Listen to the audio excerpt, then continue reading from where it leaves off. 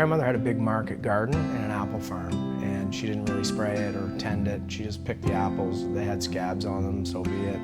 The garden was cultivated using compost and animal manures. And she taught me, it wasn't called biodynamics to her, it was just called farming. And so as I grew up, my grandmother and my great uncle Don were probably the strongest influences for farming in my life. 10 years ago, my wife Jocelyn was in travel and tourism, and again, I'm a farmer, and we were doing pretty well on the farm.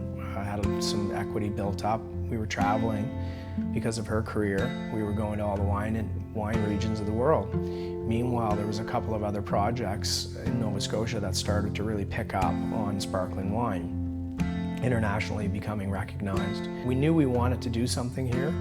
We knew we were very interested in developing the farm further and doing some projects together. And so it all just kind of came together magically. I was very fortunate to be in the family when his grandmother was still alive. So I got to know her very well. I ended up being her nail technician even when she was in the nursing home. And she was a very fine lady who demanded a lot of attention and respect.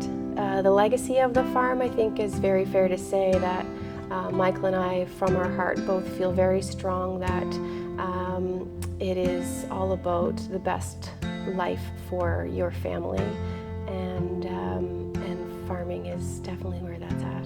I have 4 daughters, and 2 of which, Rachel and Corey, both work within the business. So Rachel started as an assistant winemaker, and she's moved up into more of a managerial position within the company. And Corey's left to go take a wine business education, so she's off in school right now for a course in wine business. She has a nutrition background. Yeah, my dad's a pretty incredible guy. He's had a very varied background.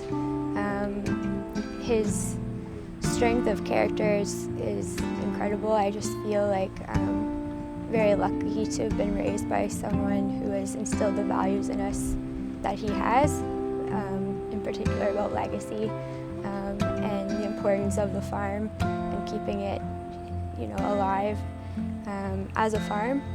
There's always this anticipation around harvest. You start to make lists and check them, and you start to get amped up and thinking about, do I have all my equipment working, and where is everything? You just start to get organized, and 2-3 weeks out, you start hiring the extra hands. That's what we've been doing lately, is bringing some extra people on the farm to help us with harvest. It's very normal. We pick up harvesters from all over. People will show up in buses and living in school buses. They'll come and camp in the vineyard. We meet all kinds of really cool people, from actors to writers to transient folks. It's really a neat time. We meet a lot of really cool, eclectic people, and we try to build this momentum and community, so that we have a great spirit. It's hard work, long days, and once we get really into it up in October, at the end of it, you're spent. You're done for a while. You need a break.